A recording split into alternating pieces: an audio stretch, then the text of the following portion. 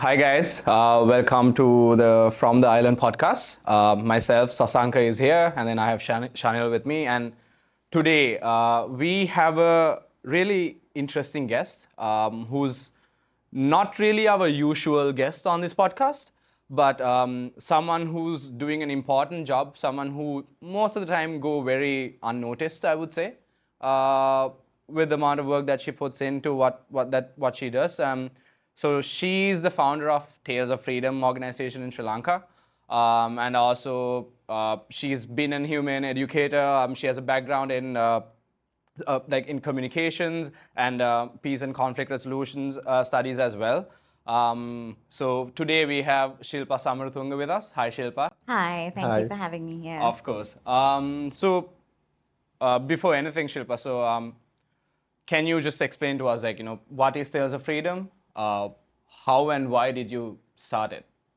Sure. So, Tales of Freedom is a little different from the other rescues that currently are operational in Sri Lanka. We work particularly with companion animals, so mainly cats and dogs, though less cats for now, who have been used for breeding and then either abandoned because they're too old or too sick. We also get a small portion of pups that people can't sell for whatever reason, if they're blind, for various reasons. But yeah, that's basically what we do. So we rescue, we treat them, we try and get them to a point where they can be rehomed.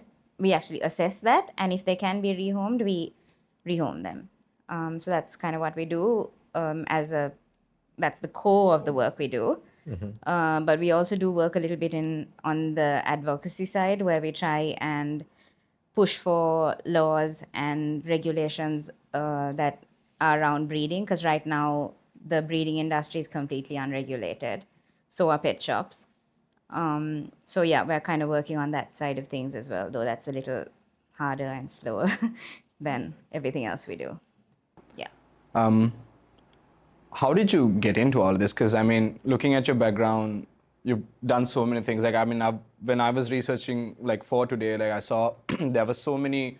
Like you've done a lot of work in terms of online hate speech, stuff like that as well. So it's been a journey, I'm sure. And I don't think you started this as the first thing. So how did you get into this? Um, yeah, it is quite a quite a big Big ball journey. of mess. Yeah, in that. Yeah, okay. So we started, I think I started off, I've always had like a love for animals, but I lived like in the middle of the city, so we could never really have animals. So I would just kind of pick up the random pup, try and rehome them when I was like younger. And then I went off to actually thinking about going to university. I actually did think about veterinary science, but because at that time, like this is like, okay, 20 years ago, I thought about like, you try to see what you can do with it. And veterinary science was just not for me. It was not something that I wanted to do because I wanted to be kind of on the other side of it, which is the care and that kind of side. So I ended up doing something completely different. And communications and peace and conflict studies was something I really like. It was something I enjoyed. I actually worked in that. So I was in Australia for like 7 years. So 4 of it I studied, the rest of it I worked. And then I came back and I actually worked. This is where all the hate speech and all of that Yeah. stuff comes in, because I actually worked in a lot of like civil society organizations and things like that. But I could never quite let the animal thing go. And when I came back, it like it was I could do a little bit more and then a little bit more and then a little bit more and then It just snowballed yeah, I into just sort of like everything. just fell flat into just that. And then I actually got work which paid me to do that for a while. So I worked as a operations manager at Embark for Okay. a little while, which gave me like all that time to kind of, I didn't have to do another job and do this. Okay. So it gave me some time, like I could do it full time. And then that just kind of snowballed into what this is Yeah. now. I mean, was there a specific point in life that you decided to go on your own, like start Tales of Freedom? Was there any specific reason? Yeah, this is actually very little known, but I had like a tiny rescue just before Embark, and it just became too hard to kind of do that. And I was working full time as a corporate, like a in corporate communications at the time. So it was like too hard to do both, which is why I kind of looked for work where I could do this full time. Because in Sri Lanka, it's like really hard to actually do animal welfare full time and be paid for it. For sure, yeah. So once we actually, it was, I think the point of time was the floods, the 2016 floods. Oh, okay.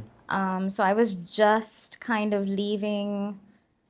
I was just kind of leaving Embark after like a year of having worked there, and the floods came in, and I started noticing, like, so with working there, I also sort of started seeing the other gaps, because everyone works with street dogs, but there's certain gaps that you start noticing when you're working in the, like, because everyone working there means that things like disaster, uh, animals during disasters, the breeding stuff, none of that gets really looked at. Looked at. So I started working, and actually we worked in the floods for like 4 days. I was out in the water. And it's from there that I sort of started picking up, all the stuff to do with, like, disaster is an interest. I just don't have time for it right now. But and the breed thing as well, because we had a Great Dane called Gus that came in to the rescue at Embark at the time, and like he had this condition called mega esophagus, which is supposed to be rare. If you read up on it anyway, it'll say it's a rare condition. It's not rare here anymore, Okay. because breeders don't really know what it is a lot of the times, so they will breed. There is a genetic component to it, and they don't realize that it's there a lot of the times, so they will breed that into the lines, and all the people who are buying the animals, sometimes it'll turn up later on in life, sometimes it'll turn up right from the start. But that's being bred in. So I started realizing that there's actually a lot of disease and like genetic issues that are being bred into the animals here, and that's sort of where we picked this up. Because this is a big gap that there's been in rescue. So Is this specific to just breeding purebred animals, purebred as in dogs? Tales of Freedom, or The condition that you're mentioning. yeah, so with breeds, certain conditions are sort of, they are more likely, certain breeds are more likely to have certain conditions. So like hip dysplasia, like problems with the hips, problems with elbows, those things are sort of almost heart conditions. They're bred into certain lines, as in like those are things that you can't kind of remove from that line. Unless of course you're like, and we're not very good with our breeding here, we just don't know. And we also don't have the right kind of screening tests. Like in some places they'll do things like hip scores and things to figure out, okay, is this dog does this dog have the potential to get this later? If that is the case, we wouldn't breed that dog. Right. We don't have that here. We also don't have the ability to a lot of breeders don't have the ability to kind of understand that, okay, so we rescued Stitch, who was a puppy with a cleft palate. And that was a vet actually that went in and saw that pup and told them to give us a call, and we got the pup in. But we did speak to the breeders after that and say, look, this puppy has a cleft palate. So you're potentially, all the pups you're selling later on might also have it. So stop breeding that particular dog. But we know till now that dog has not been, they have not stopped. It continues. So we're basically, I mean, it doesn't really affect them so much. So Yeah. Doesn't affect their business yeah, it much. doesn't affect their business so much. So it is. If they are to sell these dogs that are genetically abnormal, let's say, then that is not good for their business, isn't it? Down the line, or is that no one really cares about that? Well, to some degree. The thing is, things like hip dysplasia and things, sometimes it'll show up later on in life. So you might not connect the Into the fact dog, that right. this is coming from their genes. Right. I don't know any other cleft palate dogs in Sri Lanka that have survived. Oh, okay. to the age that Stitch is now 4, I think. And I think to this date, I don't know of anyone else that has a dog like that. So a lot of the times, say like a pup is getting weak, usually in a litter, if a pup is getting weak and like starting to kind of go down, a lot of people don't connect that to the fact that, okay, let me check his palate and actually see if there's a hole in it. So they just leave it to, sometimes the pups die and they just don't know what Don't the know what reason it is. is. So that connection won't be there a lot of the time. So they will continue, and a lot of these issues show up a lot later on in life. Right. So people don't always connect it to The original condition. the breeding. It's Since we are on the topic of breeding, Shilpa, so I mean, by the looks of it, like there seems to be many loopholes. Like it's not very regulated. Is there any sort of regulation that's currently active here, or none at all? not that I know of. Okay. I mean, I've never heard of any So sort of. anyone can just start breeding Anyone and can sell breed as puppies. many dogs and as many different breeds as they like. It just depends on, how much space and what they want to do. There's nothing else. So usually you would have things where you get a breeder has a license, and usually that license expires in like a year or so. You have to go and renew it. And usually you will have what you call animal control officers, which we don't have here. But usually they will go in and check the premises, and there will be certain regulations that they need to keep to. And there's a number of times you can breed an animal. There's an age that you stop at. You usually give them it's like usually 3 liters or so, and then you stop.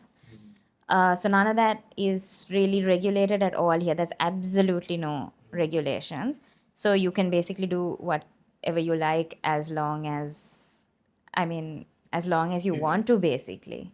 I mean, I guess that as long as you want to depend on how much people keep buying from them too. Yeah. So And if they don't, they usually switch to a different breed. So because there's been a change in if you've, I mean, I've just been it's something that I've been watching, the ads and things. So when I was a lot younger, before I started this, it was German Shepherds were very popular. yeah. Then Dobermans, Ridgebacks, they were very popular. But now if you look at a lot of them here, the breed is really weak. If you start looking at the pups that are coming out now, they're a lot smaller. Smaller, yeah. They have a lot of issues. They die a lot earlier.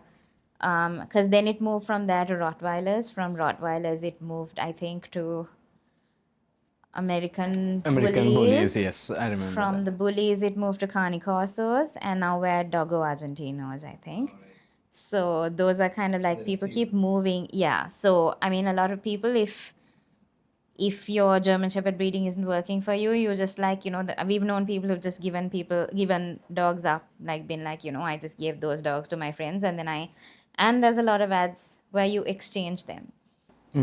So that if you look Wow. at the ads, there's some that say exchanging this dog for a different breed They of barter pup. dogs. Yeah, so they're Wow. they'll say we'll sell this dog for 20,000 or exchange for a whatever breed pup. Okay. Yeah. Of a particular age. Yeah. Wow. So So when you started this, because you were mentioning that there are specific niche problems in this whole ecosystem.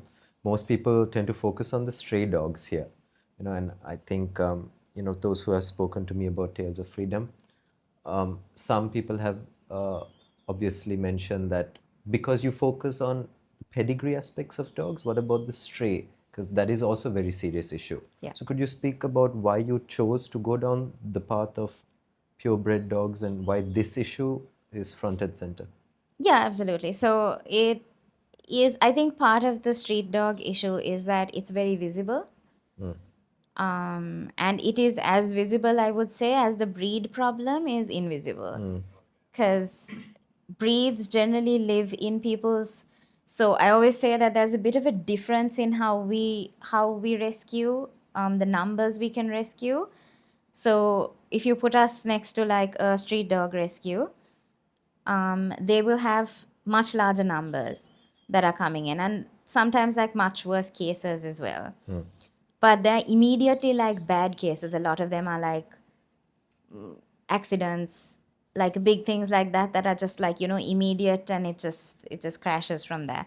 Whereas with the breed problem, what we noticed is that there's a value attached to these dogs. So a lot of the times people won't let them out of their houses until they're absolutely like they've tried different types of medication, they've tried farm over the counter medication, they've tried everything because they hope that at some point it'll flip, and either they might be able to get this dog to produce again, or sometimes it's a status thing. I mean, with breeds, Yeah. some people just want that dog just to Yeah. be like, I have this dog.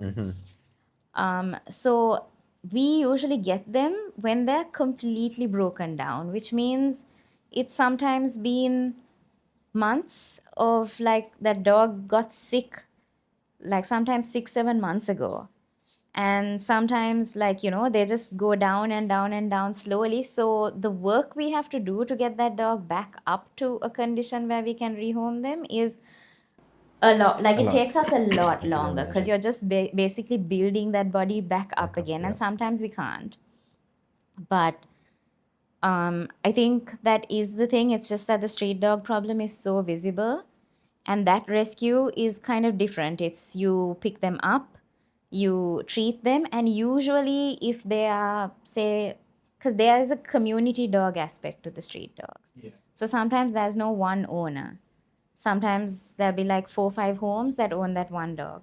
So sometimes you treat that dog, put that dog back in the same location, but having treated him, vaccinated, sterilized, and you usually hand over the book to someone in the community, and sometimes they look after the dog because our street dogs are a lot stronger as well, and sometimes they're very fixed to their routines. Like if you have a 6 7 year old street dog that's been living on the street and been free their whole lives, they struggle sometimes to fit into a home. If they're a lot older and stuff, it makes sense to actually put them in a home. But if they are the kind that's used to roaming and they have their own routine already, they really struggle in a home or in a hospital. So sometimes it makes most sense to help them, help treat them, and put them back so that they are. Whereas a breed, you can't do that. The moment someone decides that this Rottweiler or whatever is too sick, they put them out on the road. Some of these dogs have never been out of a home because the vets come home or they treat them. Sometimes people, like a lot of breeders, vaccinate the dogs themselves. So that dog's never been outside, only been used for breeding or like whatever it is that they'll sometimes never been out of a cage. So suddenly, if like the dog is really sick, he doesn't know what is going on, he's suddenly chucked out on the road. Street dogs are territorial, they get attacked. They've never seen cars before, other than their own car, they get hit by cars. So we have to get there really quickly, pick that animal up really quickly, and then we're looking at sometimes months. I mean, we've had some dogs for like a year or two that are continuously in treatment. So it's a different type of rescue. It's not us trying to be elitist or anything, because a lot of, I mean, we have had that where I'm sure people you are go through like, it a lot there. why do you even rescue breeds? Exactly. But this is why, because no rescue can do everything. Yeah. You can't do, there are actually lots of different areas in rescue. There's people who just do mass sterilization programs, like 28 days of a 30-day month. They will be out there doing programs where they just sterilize, vaccinate, sterilize. That's all they do. There will be people who do rescue, but they don't run shelters. There will be people who run shelters. So this is just another kind of specialized area in, because I think in Sri Lanka we're used to everyone trying to do everything. Yeah. And it doesn't make sense because no one can put that much focus into, I mean, I certainly can't. If I were only doing with the breed rescue, that's all I can do, because it's such a huge area in itself.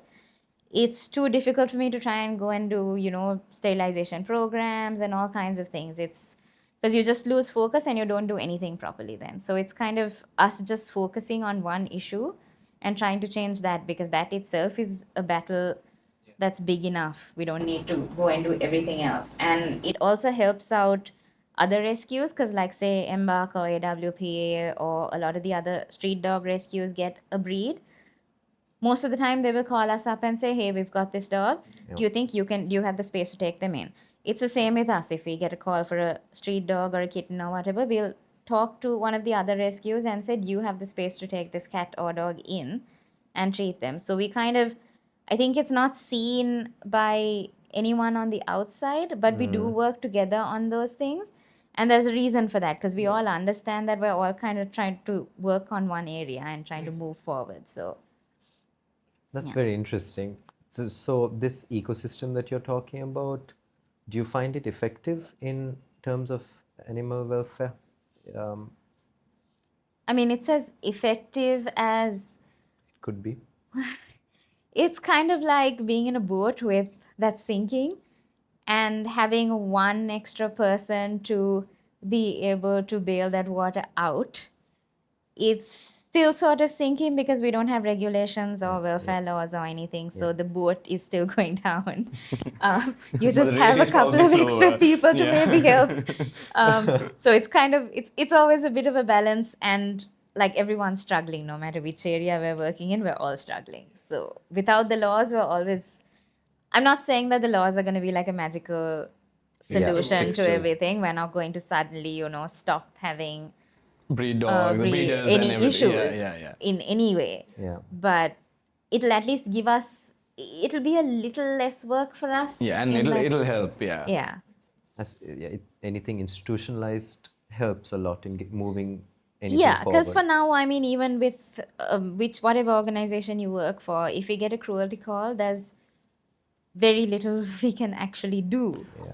Let's actually talk about the whole cruelty aspect of this, because I mean, the reason that I'm bringing this example out is because like it happened so recently and it took social media by like a wave.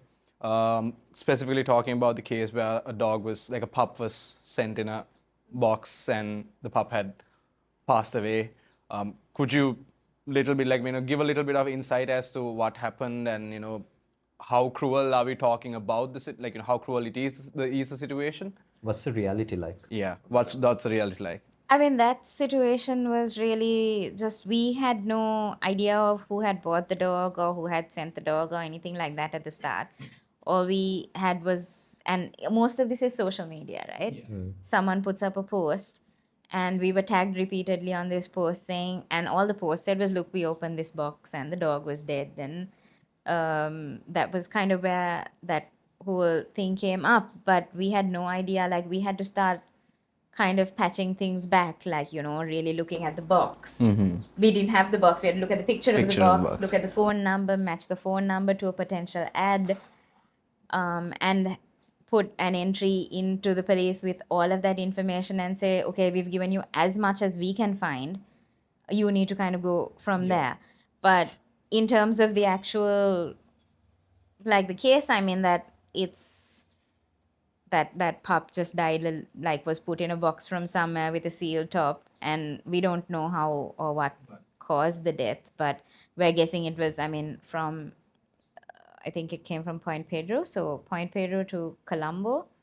But that's upwards of a 7-hour Yeah, kind of easily. journey. So So this pup was in a box. in a cardboard box, without basically, in a lorry. Wow.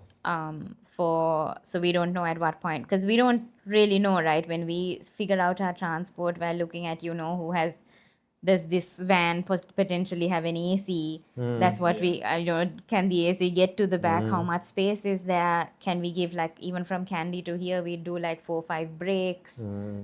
So I don't think this pup really Got seems to any have of got it. any. We don't know. Yeah. Because it's just a random lorry. It's not even like particularly for this pup. I think it's a lorry that came from there to here, where it was like, okay, so let me, we'll Might pay as you well just like take the box whatever and go, amount, yeah, and yeah. here's another package. So we don't know if the people that were in the lorry who took the pup over actually knew that there was a puppy. We don't. I mean, we're guessing because there were a few holes at the bottom of the box, and there was a vaccination book taped to the top, and that's all in the pictures. But beyond that, I mean, we don't know. So it's, based on the regulation in Sri Lanka, like what's the worst that could happen to someone like the person who did that? I mean, it's a 100 rupee fine or a 3-month jail term or both. I mean, we're laughing, but it's both really doesn't sad. ever happen. Yeah. So it's usually the 100 rupee fine. And I think like these laws haven't changed in centuries in that case, right? Little over a century, yeah. So 1907 is where that particular one, that one that's enforced, came Which from. was when 100 rupees were actually a big It amount. was something, Yeah. yeah. And when we didn't really know much about welfare, so it is very, the regulations are very small, like it's like, if you cause this kind of unnecessary suffering by transporting a dog in a box, an animal in a box basket, and there's like a canoe and that kind of thing on that, because it's that old. Yeah. And that is part of the thing. But I mean, in this case, that law actually fits really well into this case because this puppy was transported in a box. So it's rarely that we get something where it is clearly wrong. Yeah. Right. And Like I say on that, paper, it's wrong. Yeah. yeah, I say that because not because like it's so vague, but it's also because like that law is so small, and if you like, that it's very hard to fit something, a case that's happening now, into a law that is so old. But in this case, it does fit. So this is something we could actually pursue, because most of the time we can't ever get in there. We never have pictures. Like if it's like a puppy mill or somewhere that actually, a puppy mill is somewhere that breeds a lot of animals at the same time. Because we don't have regulations, we don't ever get to inspect anything. We don't ever know what happens. I mean, animals come and go and we don't know. But this is one case where we actually have the pictures. We actually have the details. So And the law is it's- on. Yeah. Yeah. It's, although it's 100 rupee Rupee fine. fine. Yeah. But It'll Wow. cost us more to actually get actually get to it, get it go going. there. Yeah. And How often do things like this happen? Like, are you able to share some stories? Some of the I mean, cruelty is something that happens every day.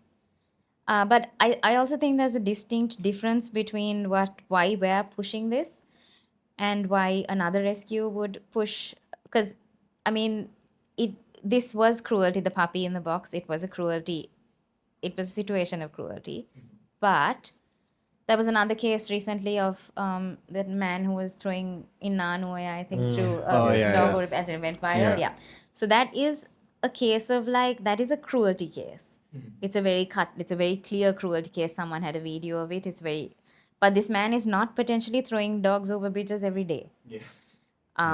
So it's kind of like an isolated case. Not that there's not enough there's so much cruelty here in different ways. But from the breeding aspect of things for us, this particular case is something that happens every day. If this guy hadn't got caught, if this hadn't happened, if someone hadn't taken a picture and posted it, he would have considered this a loss and continued, because his ad clearly states that he would arrange transport for a pup if someone bought the pup. I mean, as of the last few days, I'm not sure. Okay. But The last ad time you was checked. the last time we checked, we have screenshots and things Right. of the actual ad because we sent that to the police. But yeah, it's something that happens. I mean, he's probably done it many times before. This is the And only if one this that hadn't you happened, noticed. if this hadn't happened, it would probably happen many times after as well. I mean, even now, because there's no, like, we don't know if he's still doing it or not or what, because there's no regulations, there's no right to really go and ask. And with breeds, that happens all the time, because in that aspect, it's not about someone who's potentially a little disturbed and has thrown a dog over a bridge. It's people who are doing it for profit. Yeah. Okay. So it's a very kind of, it's a business. Yeah. And it depends on how much profit you can make and how much loss you make. And so this whole kind of area is really like rife with all these issues, because we have, in pet shops, you'll have people, most pet shop puppies and kittens are not vaccinated, or they will have one vaccination. The usual story is that they say they don't vaccinate because they want the buyer to form a bond with the pup or the kitten by taking them to the vet for the first time. But what's the actual cost? We have a feeling that it has to do with the cost of vaccination, Yeah. is one, and also that it's a considerable number of, an animal needs to have, a companion animal needs to have I mean, there are different vaccine routines, but it's multiple vaccinations for the first year. For their first, from the first year onwards, it's just one set of, like, if it's anti-rabies, it's just anti-rabies continuing every year. It's Yeah. one vaccination. But for the first year, to kind of get that, you give a shot, then you give a booster of it. So it's several vaccinations, and you can't give them all together. Yeah. So that's a good, like, 6 weeks that but people want to buy pups really young here, and you can only sell pups at a younger age here. So you want to try and get that entire litter out as fast as possible. You want to spend less money on vaccinations and food and everything, because that's cutting into your profit. And you want the mom to stop feeding as soon as possible, So that she can so breed that again. her cycle starts potentially, like, she starts going back into heat as Heat, soon as yeah. possible. Yeah. It's terrible. So it's like I mean, that I'm guessing is, I don't think they really care about the bond you form with your. Yeah, I think it's just the marketing facade. So there's a lot of issues there with, like, the profit aspect of it. Yeah, and I've heard that, whenever, let's say in a pet shop, like when a litter is, like, when pups are born, in the event that they get late to, sell the puppies, like they do these very harmful things to the pup to make them look enticing for the people to buy them, like injure them. We have had sorts of cases, some stuff like yeah. that. Is that true? So we've had some cases where there was one particular pet shop that someone kept asking me, like, and every pup she reported to me was, like, some damage with the leg or some sort of, and I was thinking it's really strange that, so I think as they get older, they may naturally be getting injured because they are in tiny cages, and also they don't live in the pet shop the whole time. It's usually someone will bring them, drop them off in the morning, and then pick them up in the evening if they're. So we don't know if it was some sort of, but it seems strange that this particular place, it's always the older pups, like 3 months or so right. and older. They seem to always have some sort of damage, and someone always seems to feel like a little sorry for the pup, and then they buy the pup at a lower price, is what they think. But we have no idea, right? We don't know what the pup was Going for at the yeah. beginning. Yeah. We don't know what happened, and we don't know if this is just a way to, because the longer they have to keep the animals, the The more less expensive. lower the profit. Well, Yeah. I want to touch on I'm a dog lover. Sasank obviously is. My mum is a very big dog lover. She has a habit of picking up stray dogs, bringing them home, and without a thought, no hesitation. Like when we see kind of the injustice towards these animals, no regulation, no law, you feel a bit powerless. How do you deal with the mental part of all of this? This is quite a lot to take on mentally. How has it affected you? I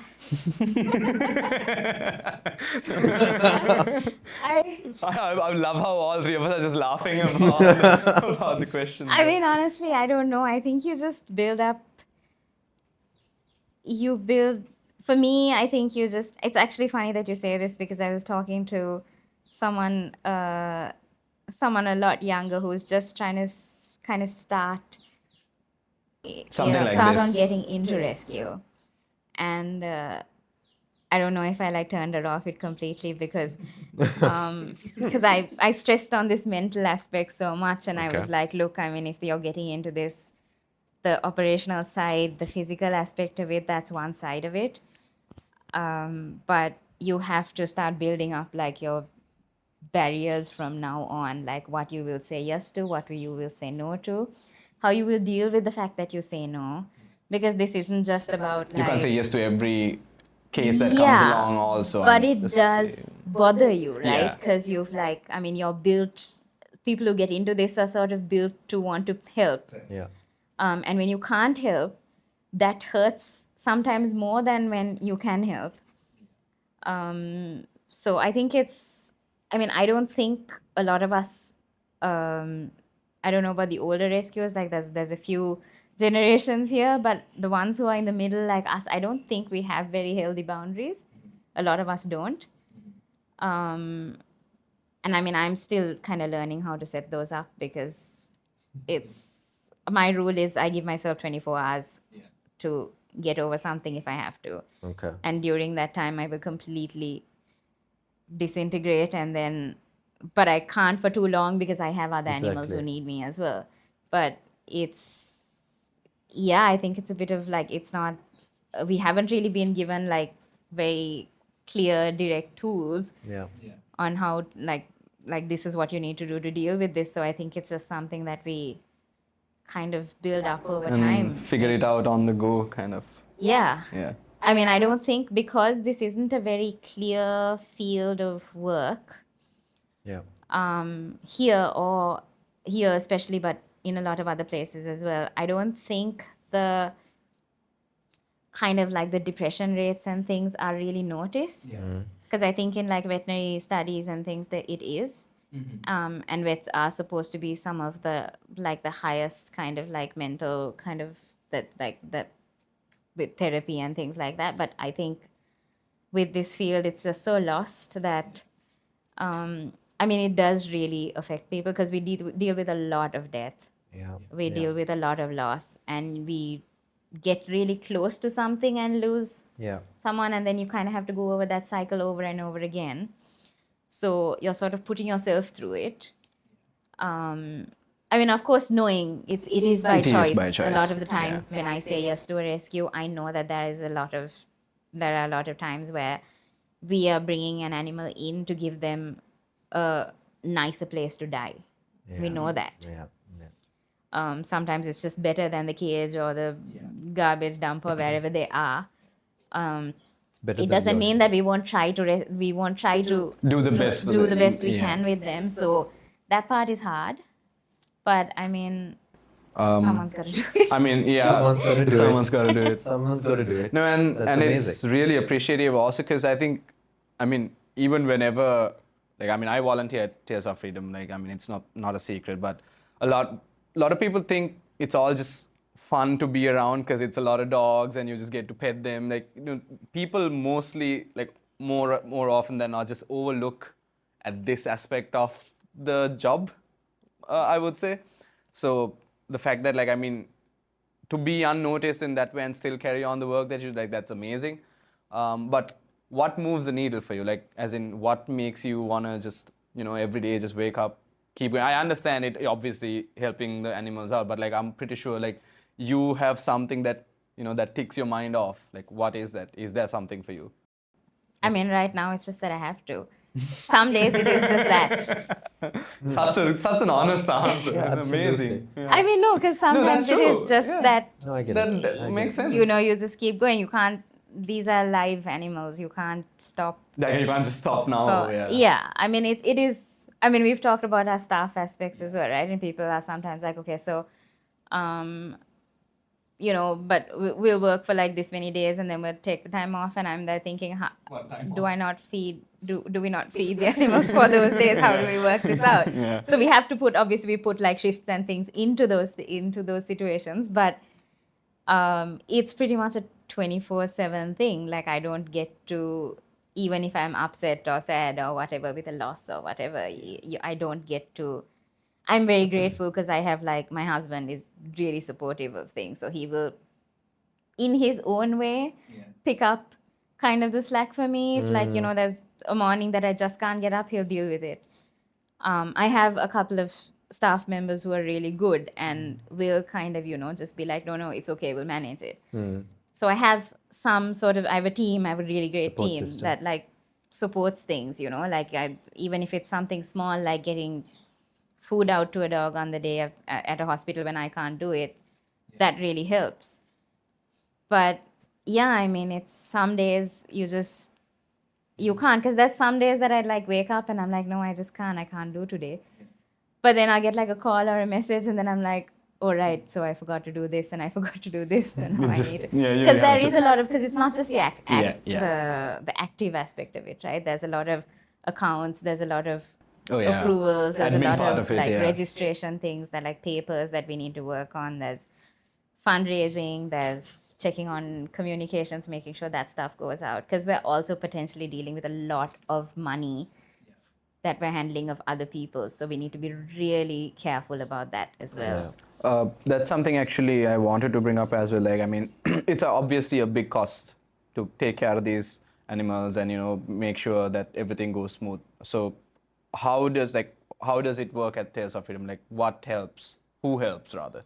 So for us, it's a lot of direct donations. We have a few, it's mostly local donors. We have a few donors who are Sri Lankan a lot of the times, but live overseas now. But it's mostly local, like actual local donors, which is a little bit different from a lot of the other rescues here, I think, because a lot of the more foreign-owned rescues get more funds from like the UK and things like that. So it's mostly direct rescues, but I think we've started like doing a little bit of merchandise and things to kind of Right. because we don't actually have that here. We don't have a lot of like animal kind of inspired things, and people keep wanting us to have them, and we just thought, I mean, let's try. We have a lot of like really amazing like small businesses. Actually, all of them are small businesses that kind of support us. Like in the like we always say, there's no donation that's ever too small. It's because it's potentially something you could do something else with that money. However, Small, whatever whatever the the amount is. yeah. So it's never small that you're choosing to help someone else out with it. Our events, and we've been having back-to-back events lately. I mean, it's really helped. But also, it's very tiring, I'm sure. Yeah, it is. For the team more than me, because I mean, I do mostly the hospital runs and stuff. But yeah, I mean, That's it's a less mix. tiring, right? That's so much less I tiring. was wondering, I mean, can't be. I mean, events can be grueling sometimes. All you have to deal with is the hot sun, that's it. Yeah, the hospital's AC, so yeah. That's probably why. Actually, one hospital is. Oh, Yeah. very interesting.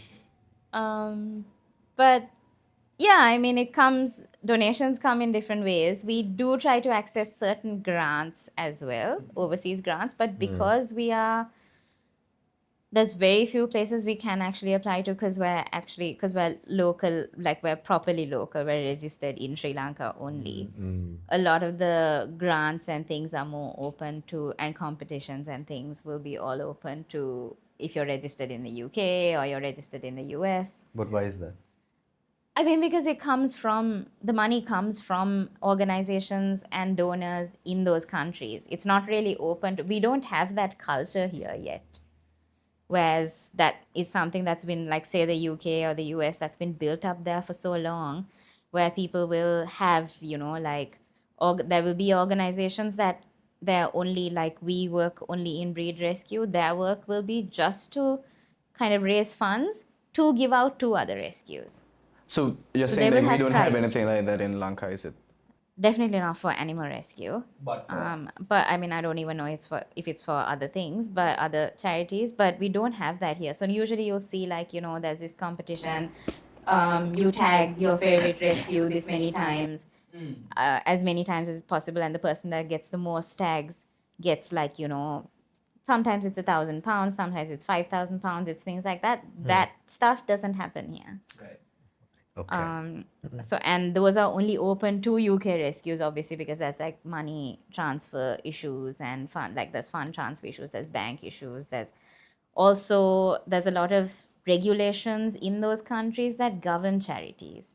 So you have to keep to certain conditions. Here, there's some conditions, but it's not very clear on, like, it's just between you and the bank and, like, the tax department, basically.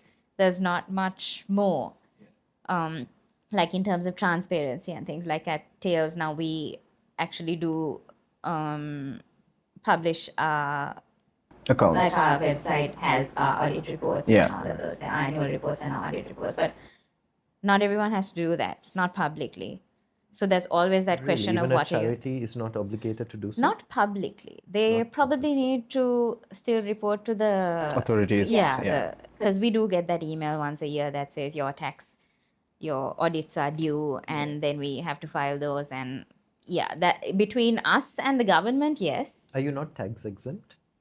Not that we know of. I mean, we are still trying to figure out where we are sitting, because we had some changes with the central bank last year, and they wanted us to register. We are registered as a guarantee limited, a company limited by guarantee, but now they wanted us to register over that as an NGO as well. that takes a lot longer, and it's a lot more complicated because a lot of the things that they want us to fit into is not things that we like. As an animal rescue, we can't fit our answers into those questions. Could you elaborate on that? So for example, say you have like a sanctuary. You don't have projects as such. Your project is basically waking up every day, keeping those animals alive, and that's In the the same thing sanctuary. for the rest of his life, for the Right. rest of that animal's life. You're not doing like providing this school with water project. That's not what you're doing. Right. So when they say, list 5 projects that you're doing and give, a start date and an end date,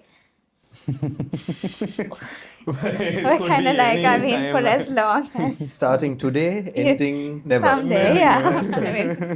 So that part is really hard to kind of fit into. So some of it is not very, I don't know, it's just not. You can't really fit You into can't the fit, box yeah, that they have all given of you. it. Makes So sense. it's sometimes kind of difficult to, even the categories, like I don't think there's animal welfare, there's environment, but there's no like actual I animal can't believe welfare. it's So so. sort of like, It's so non-existent. It's crazy to me. But I don't understand it, Shilpa. I mean, could you like help me understand like what's going on? Why? I could if I understood, but I'm always sitting and wondering the same thing because we get these forms and I'm just there talking to the admin volunteers. I'm always like, she'll get a call from me at 8 in the morning saying, "We've got this form and I don't know exactly what to do with it.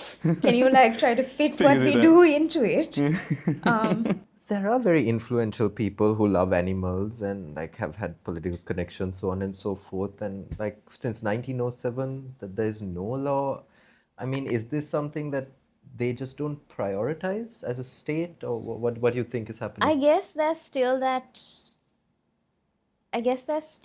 kind of that concept here that it's just an animal and we have bigger things to worry about. Although that's not very aligning to like Sri Lanka being a very Buddhist country, it doesn't No, really it's align not, to it. And this is but- my personal opinion.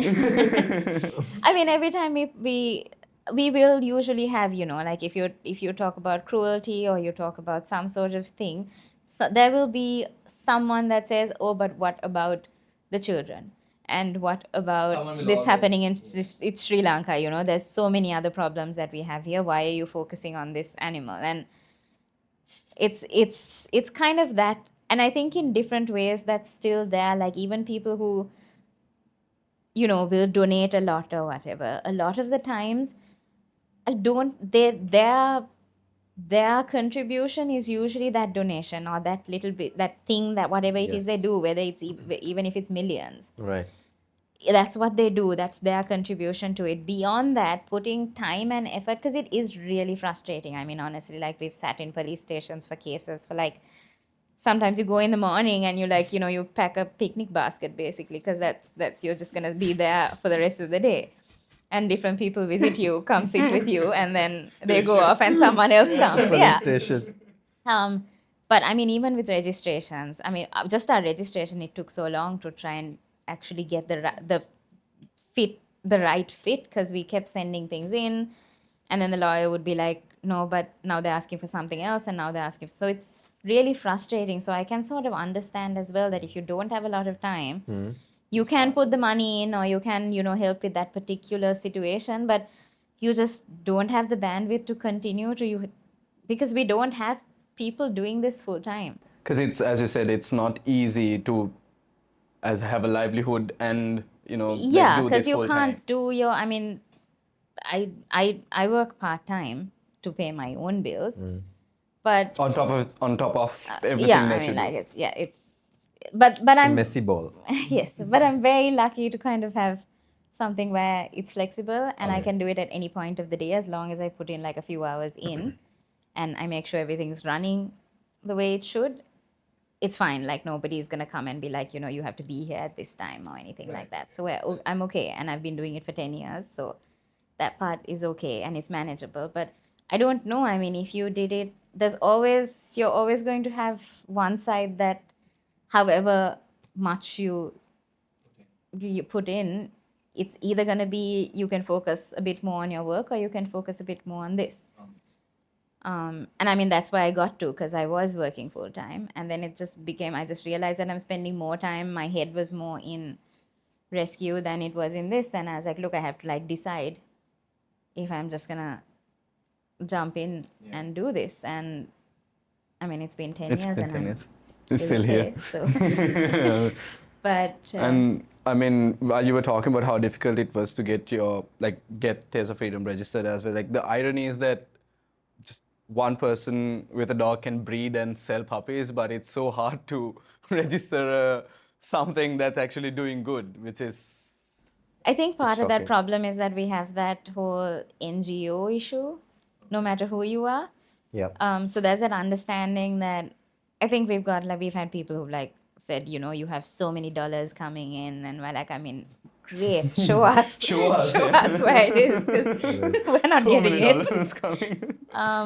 So like, I mean, there's, I think at one point with the welfare bill pushing it, someone said you have ships that are coming in with like, you know, Really? yeah, with money, and we're like, Ships. that's amazing. Like, how do we get to them? Because we didn't know about them it seems either. like you're contributing to our GDP a lot Yeah, more it than seems a to- lot of.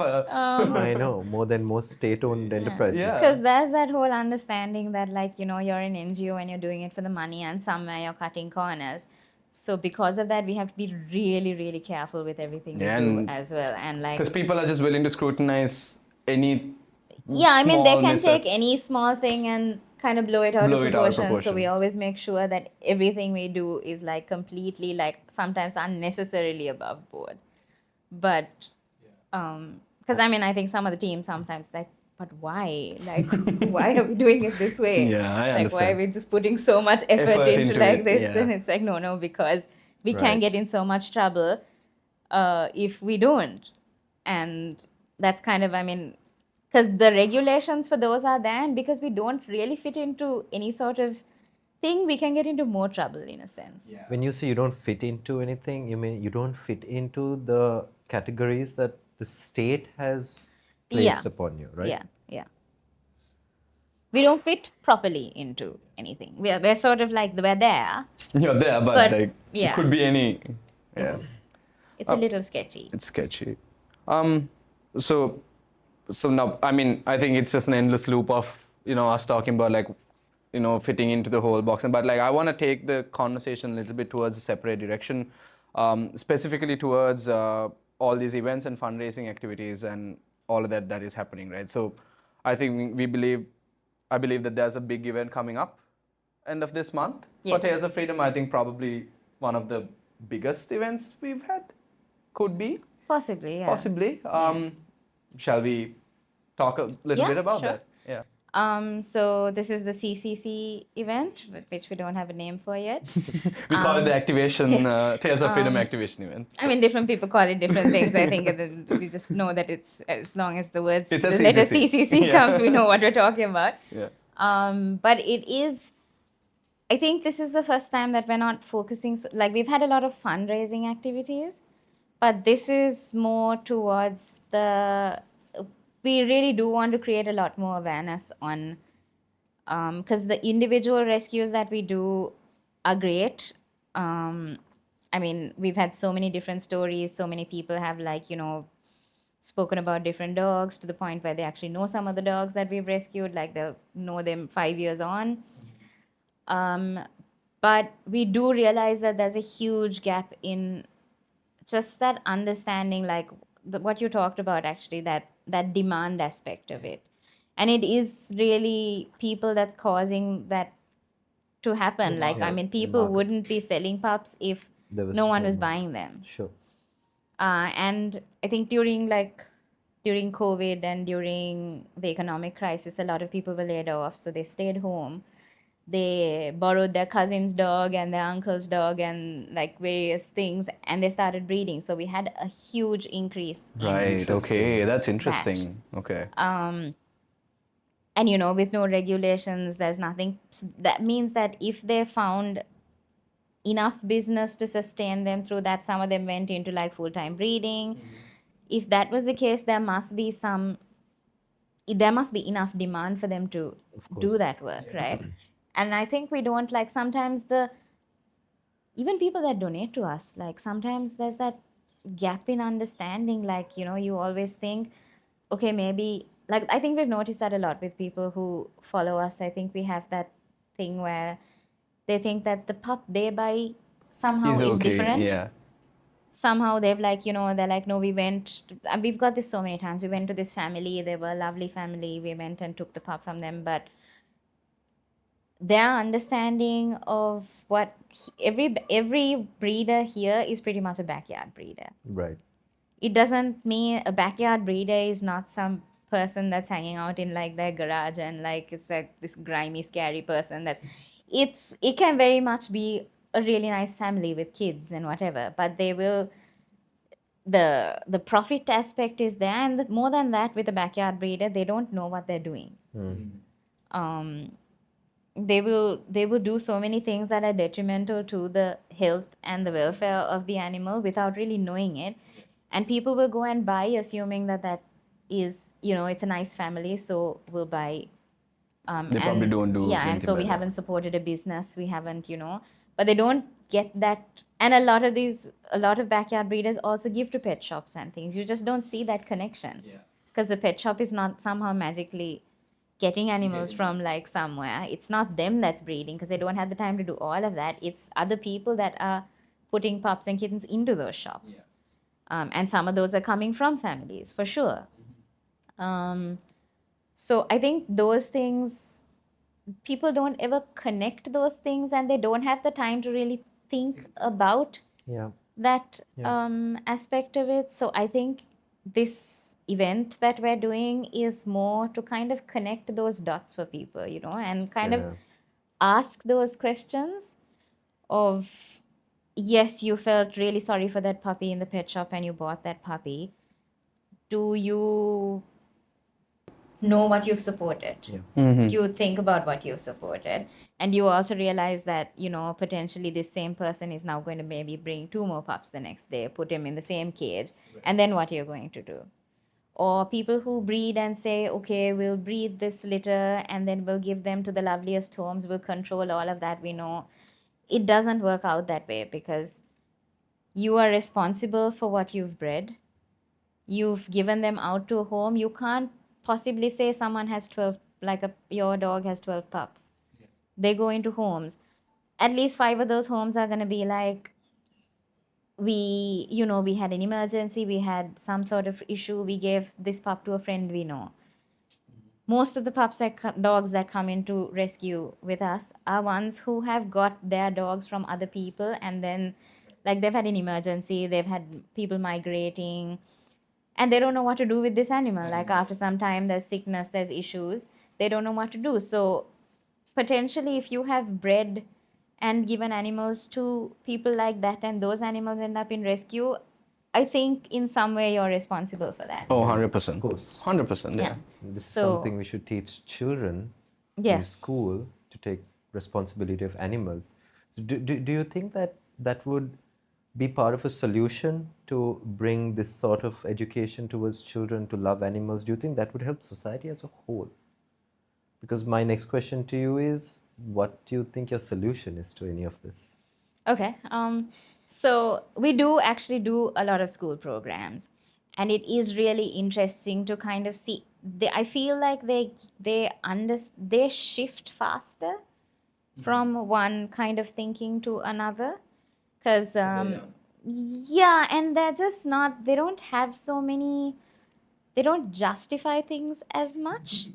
They're just sort of like, okay, so this is one situation, and now I'm seeing a different situation, and I'm trying to understand how, like, so a very practical example is that a lot of schools that I go to, we go with one of our dogs, Chopper, who's a Rottweiler. Yes. He is, I mean, we've had him since he was about 2 months old. He came in as a rescue. And he's just got a really great temperament. Like, he can go anywhere. He really loves kids. So he just fits into so many different situations so well. And it's really interesting because when you take him to some schools, you have kids that will hang back for a really long time, and then they'll come up and pet chopper, and then they'll be like, we have a dog like this at home. Like they say, we have a chopper at home, but we can't touch him. Oh. So they're already starting to ask those questions of like, why can't we touch our dog, but why can we touch this random dog that has, just turned up? Then they're like, sometimes they're like conversations that you hear them talking to each other, like, but that's because he's always in that cage. And, there's that shift. So you sort of see them starting to think, and you kind of think that if you keep exposing them to something different, they do realize that there's a difference, and they start questioning that difference. So it definitely, I'm not saying it's the only solution, but it is a big there is a big shift that's Plays a big needed there part as of well. it, yeah. Because I think we also have I have a couple of friends here who run another organization called Dogstar. They are over in Negombo, and they work with they just do sterilizations the entire time. But they once had this question, because they're both from the UK, and they've only come to Sri Lanka a lot later on in life, and they had this question: why is I think the question was, there's this kid nearby, and he has this like fear, like this, he asks strange questions about their dog, and I I had to explain to them that, look, a lot of the times here when kids don't eat, people will say the dog will bite you if you don't finish your food. And they build this kind of fear up from the very start of an animal. Like they've never really had the experience of being bitten by a dog. Yeah. But they've already started building up that fear where they, a lot of kids will flinch before, and they've never really been bitten. Some of them haven't even interacted with an animal, or some of them have. But they'll always have that kind of Fear thing instilled built in their them, mind. yeah. And that actually causes, because we do have a lot of bites in Sri Lanka. And a lot of that comes from owned dogs.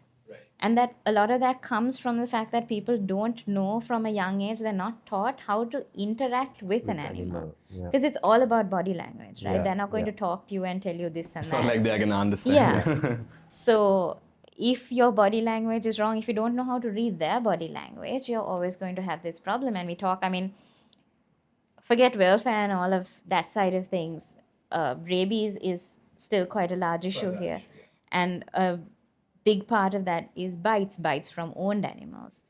Sometimes they say, look, a street dog will chase me, or we've had some situations where some people have said some really elaborate stories, like the dog chased the cow and the cow hit the child and child fell into the canal, and some long story, and we're like, what on earth is going on? It's so But comedic. all of it is coming from kind of not understanding not being able to spot those issues, because people, a lot of the times people will run, they will lift their arms, and that's more scary to a dog. That is but it comes from that kind of that little thing that's built into your head that says, the dog will bite. We didn't come, my parents didn't talk to me about dogs, so I didn't really have that in my head. So I just kind of went in and just did what I thought. And my knowledge came from kind of interaction with them, yeah. and I didn't, until I started doing this until very recently, I hadn't got bitten. So I didn't ever have that in my head. So you did get bitten? I've been recent- bitten Oh. multiple times since then. But that also comes from, the fact that sometimes you have to balance safety and like if there's a pup running out on the street and you're going to be bitten by catching the pup, sometimes we'll still do it and we're vaccinated. Yeah. So we have some sort of coverage. So it's better that we catch them than someone that's Someone else completely gets not. there. Yeah. But yeah, I think that is, especially with kids, I think there is that thing a lot where, something will bite you, whether they're talking about dogs or cats or sometimes in areas where there are jackals and stuff, they'll say, it'll bite you. So, and then you just act more behave more ridiculously, and you do get bitten. Yeah. Self-fulfilling prophecy. Yeah, pretty much. So I think, education, not only of kids actually, even of adults, even people who've like, sometimes we've had people who've adopted in, like one person in the family is really interested in animal, they'll adopt. And then Yeah. everyone else Yeah. sort of starts learning and they're like, I've never really realized that this is how Yeah. you. Like it works. Yeah. Yeah, makes sense. And since bringing the conversation back to the activation itself, when you say activation could mean a lot of things. What kind of programs do you have sort of prepared? Like, do you have a rough sketch? I mean, we don't need exact details, just like what's going to happen, like what It'd be can hard people to give you expect? exact details. We don't have them either. But we're sort of building that up. So it'll be a mix of things. It'll be a little bit of what we do, a little bit of straight information on what we do, a little bit of kind of interactive things where you get people to kind of question their own tendencies. Very diplomatic. Um, It's the communication side of it. The Yeah, the and the corporate peace and conflict, communication, we yeah. learn to balance things.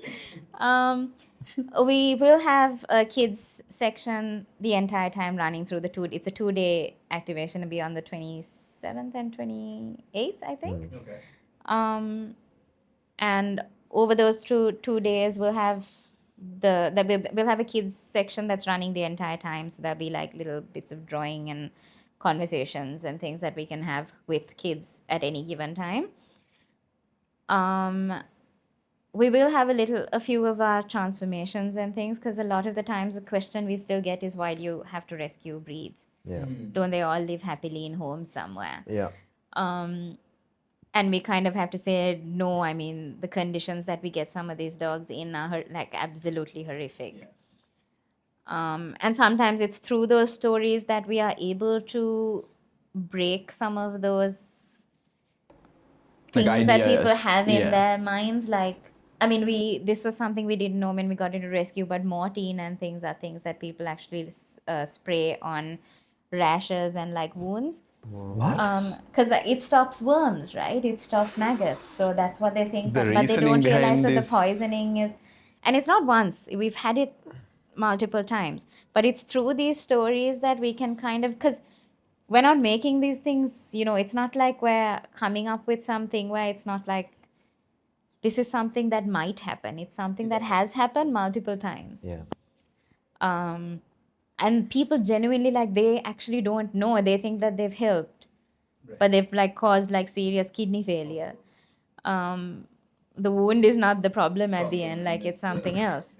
So those things, like actually getting that kind of information out there through the stories of the animals we have rescued is also part of what this whole thing is about. We'll obviously have a little bit of our merch there. Of course. We'll have the team around there to talk about different aspects of things, answer questions, things like that. But we'll have a few people who have like worked with us in the past who will perform, sing, things like that. So it keeps things kind of running.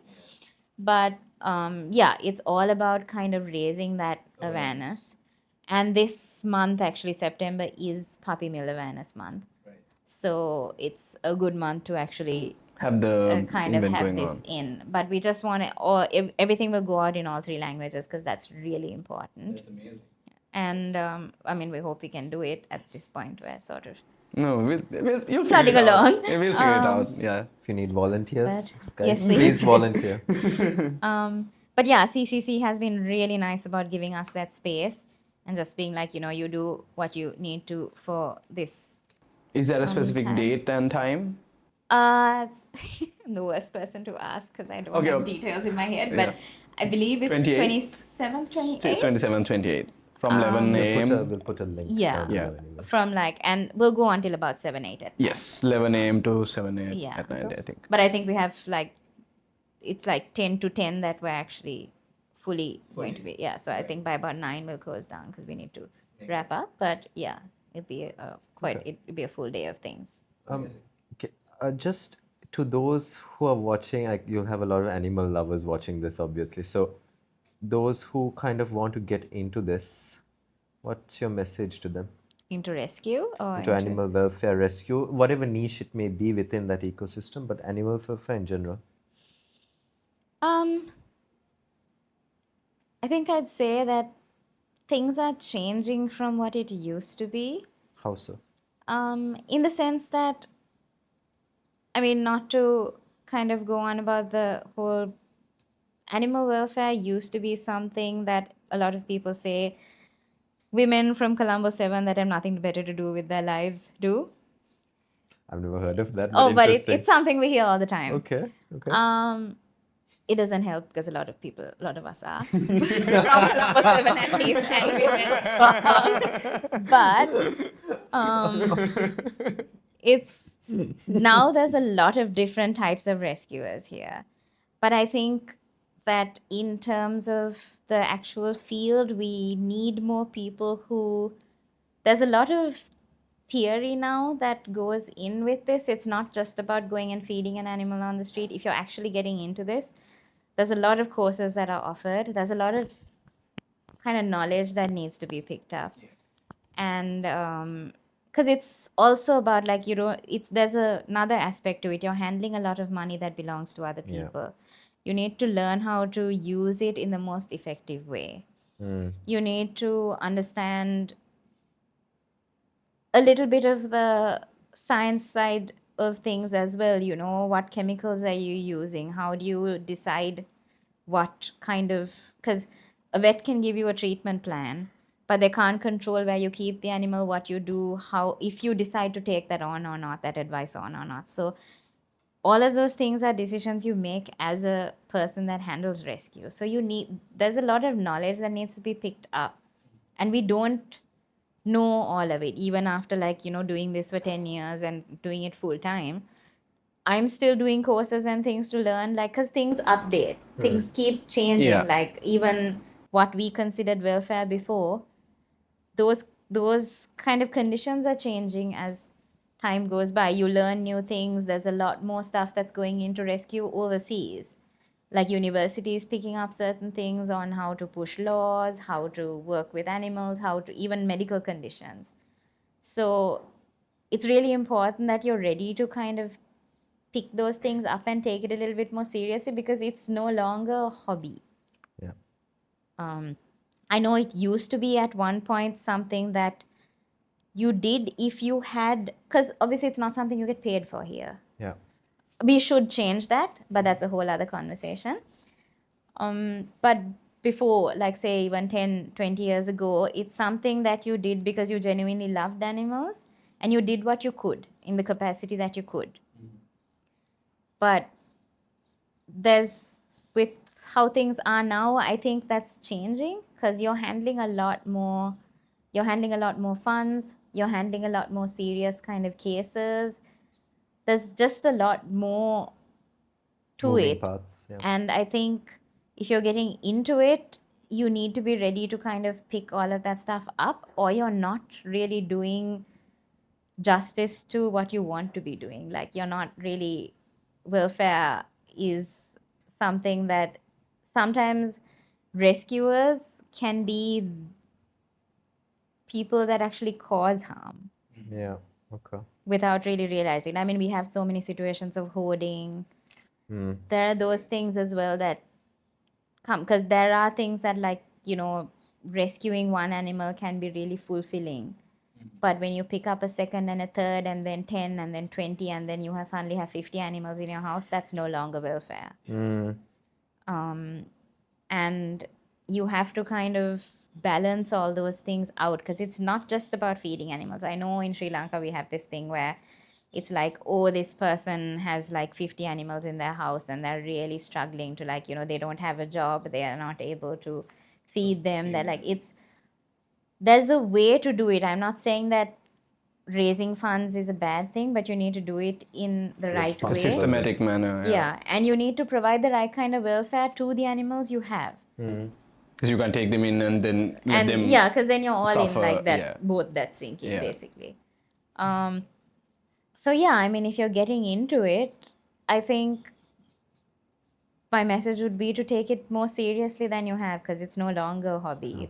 It's a lot more things have changed, and you can, I mean, because otherwise we're always going to be in this same place where animal welfare is to feed some random dog on the road and then feel good about it, and someone gives you money to feed that dog on the road, and that person feels good about it, and everyone feels good, and then Yeah. that's it.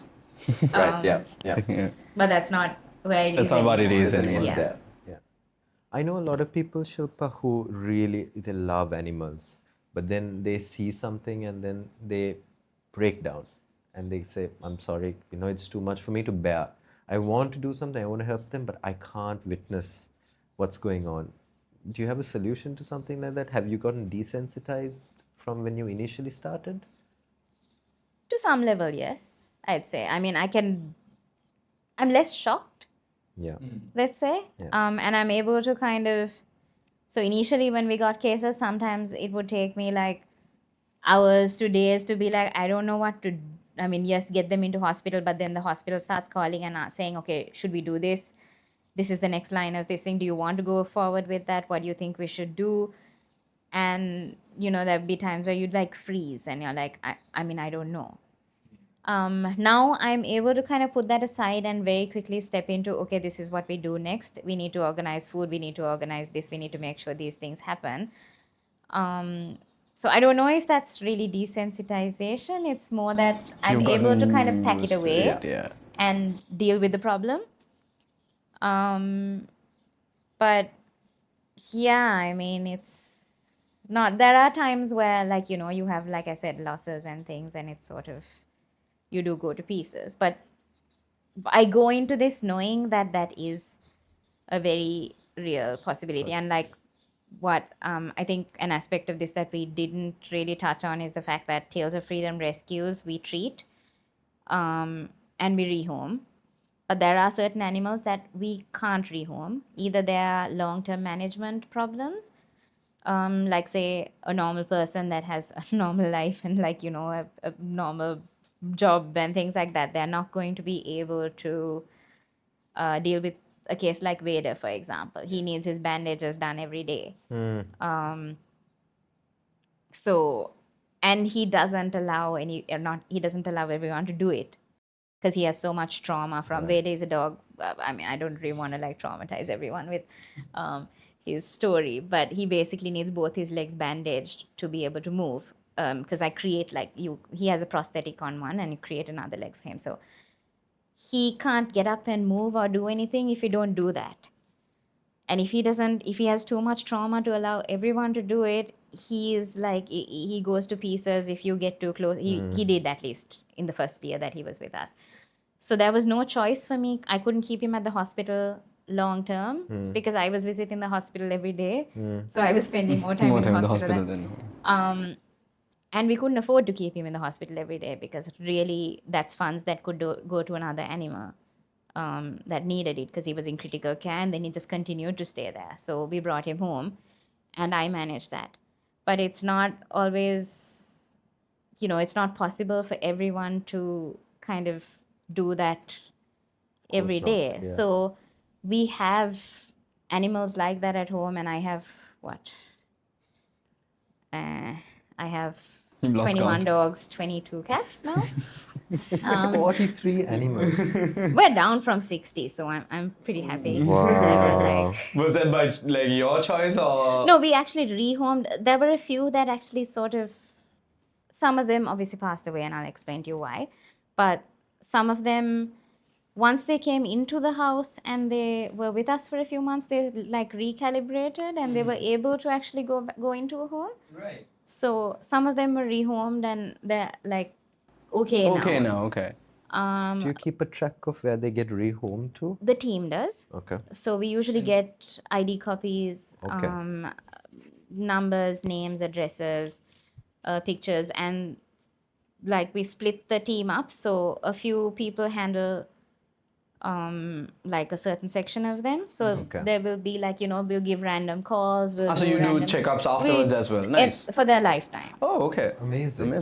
Sometimes, I mean, I have to be honest, sometimes we miss a few. I mean, Yeah, and because like over the years, it's been 7 years of doing this. So sometimes we do miss things, but it always helps when the adopter is also really like they communicate because sometimes we don't have to ask; they'll send us pictures, photos. So then it makes our job a lot easier. But yeah, so the animals that I take in are usually ones who have long-term management issues, are very senior, so no one will adopt them. or are very senior and terminal. Okay. So you asked that question about the emotional aspect of it. I already know that some of the animals I'm taking in, I'm only taking them in to give them as happy of a life as possible until Pass away. they're not here anymore. Yeah. So like we've been doing beach days every couple of weeks now, and we're doing that with some of like our more senior animals as well. So because some of them are not ones who've ever been outside, never seen a beach, never seen the ocean, never touched sand, and that side of it, that's what we try to give them. One who's a retired police dog that we got from the auction in Candy in April. He's 13 years old. He's got so much arthritis, he can't get up in the morning unless we pick him up. But once he gets going, he's fine. He's just really stiff. But he has a lot of tumors that we can't operate on because he's far too old. But he's happy for now.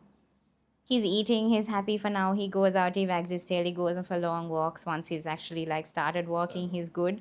So that's all I can give him. And I know that at some point we're gonna wake up and he's not gonna be there. But that's okay, because I think he's lived a long life, not all of it happy, but at least this bit he's packing as much of love and happiness as possible. as much life as possible into, and that's all it is. And I know it's coming. When I make that decision to pick him up, I already know that this is coming, because we lost Scarlett a couple of weeks ago, and she was the other police dog that we picked up, and she had huge tumors. And I know she was going to go. So we put a lot of effort into, trying to get those tumors out, trying to treat her, but we lost her anyway. And that was hard, but it is what it is. And I knew that when I took her in. So I think some of it I go in now knowing that it's going to happen. And to people that, say that it's really hard to see some of our pictures and things, it's the fact that you don't see it doesn't change the fact that it's happening. Exactly. I know that sometimes there is trauma and people don't like to see blood. There are different things that people have issues with. We try really hard to kind of hold those back. But at the same time, it's important. But sometimes that we have to tell the story, and it's not possible to tell the story without showing. You can't hide from reality, Yeah. So I think it's a balance. And I think, the fact that you don't look at it doesn't mean it's not happening. So if there's a way that you can support, there's a lot of people who say, we support you guys, or we support some other rescue, we send you, we donate, or we come to your events and things, but we just can't see the stories. And sometimes that's okay.